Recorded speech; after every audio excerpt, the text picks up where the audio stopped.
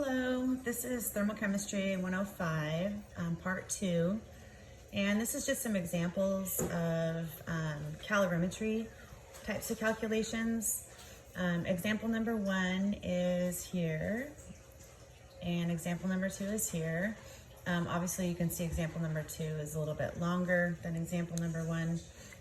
I will read both to you before I solve them, so you have a chance to write them down. So let's get started with example number 1. We're asked for how many joules are required to raise the temperature of 30 grams of aluminum from 52.5 degrees Celsius to 86.8 degrees Celsius. And then we're given the specific heat of aluminum. So what we want to remember here is that our Q is equal to MC delta T. And the Q is what we're looking for here. So that's our question mark. And the mass of the aluminum is 30 grams. And then we're told the specific heat is 0.90, and that's joules per gram times degrees Celsius. Keep in mind that this is in grams right here for the mass. And then the change in temperature is final temperature minus beginning temperature. So it's 86.8 minus 52.5. So just so you have a big picture with units and stuff with this specific heat, take a look and you can see that the grams are going to cancel right here, and then your degrees Celsius also cancels, so you end up with joules. And so that's kind of a complicated unit, but anyway, okay, so we're going to go 86.8 minus 52.5 times 30. Okay, and we're going to get 926.1 joules would be absorbed by the aluminum. So pretty simple, straightforward, just plug and chug. Okay, example number 2, example number 2, we have a piece of metal with a mass of 59.05 was heated to 100 degrees Celsius and then placed into 100 milliliters of water at 23.7 degrees Celsius. And they're allowed to come to the same temperature, so the final temperature of both the metal and the water is determined to be 27.8 degrees Celsius. Assume that no heat is lost to the environment, and you're asked to calculate the specific heat of the metal. And also given that the density of water at 23.7 degrees Celsius is 0.99369. So this has a lot of information, and we want to keep the big picture again, that what we're trying to find is the specific heat of the metal. And we can do that by using the first law of thermodynamics. Remember that the hot metal is going to lose heat to the cold water. So we could say that the delta H of the water is going to be equal and opposite in sign to the delta H of the metal. So pretty simple. And then we will also blow this up so that we have the heat of the water equal to MC delta T is equal to opposite MC delta T for the metal.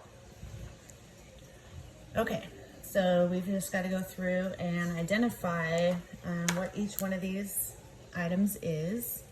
So this is going to be the mass of the water. This is specific heat of the water, which is always going to be 4.18 joules per gram times degrees Celsius. And this is, of course, T final minus T beginning. M here is the mass of the metal in grams. Specific heat, that's our question mark, right? That's what we're looking for. And then we'll be able to T final minus T beginning for the metal. Okay, so let's start first things first. We have to find the mass of the water.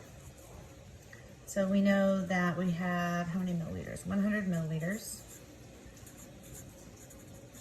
And we know that for each 1 milliliter at 23.7 degrees Celsius is 0.99369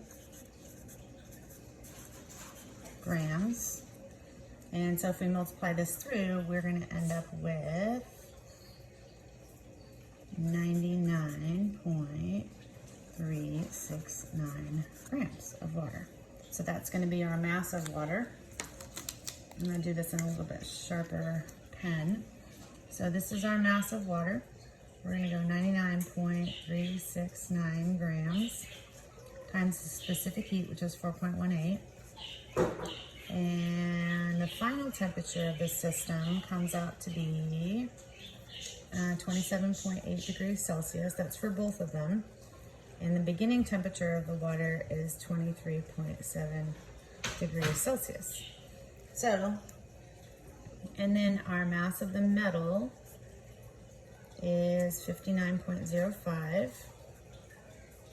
Specific heat of the metals are unknown, so we're just going to let that be C.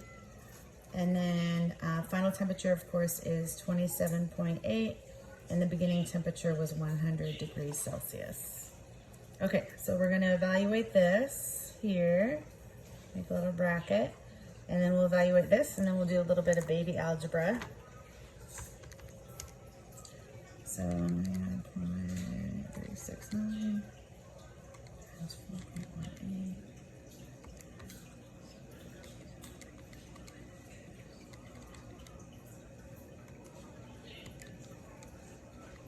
Okay, so this comes out to be 1,700, we'll say 1,703 joules. And that's equal to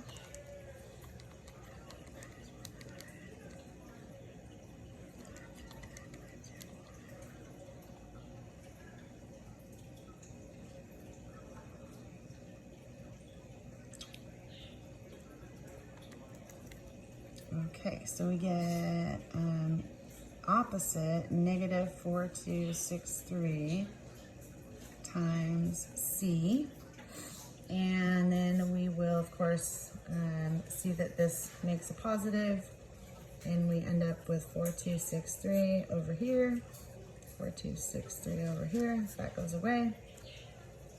And we end up with 1703 divided by 4263, and our specific heat comes out to be 0.399, and that, of course, is in joules per gram times degrees Celsius. Okay, and that can be used to identify the metal as well. If you have a list of specific heats for metals, you can look and see which metal had a specific heat of 0.399 joules per gram degrees Celsius and identify the metal that way. Okay, thanks. Bye.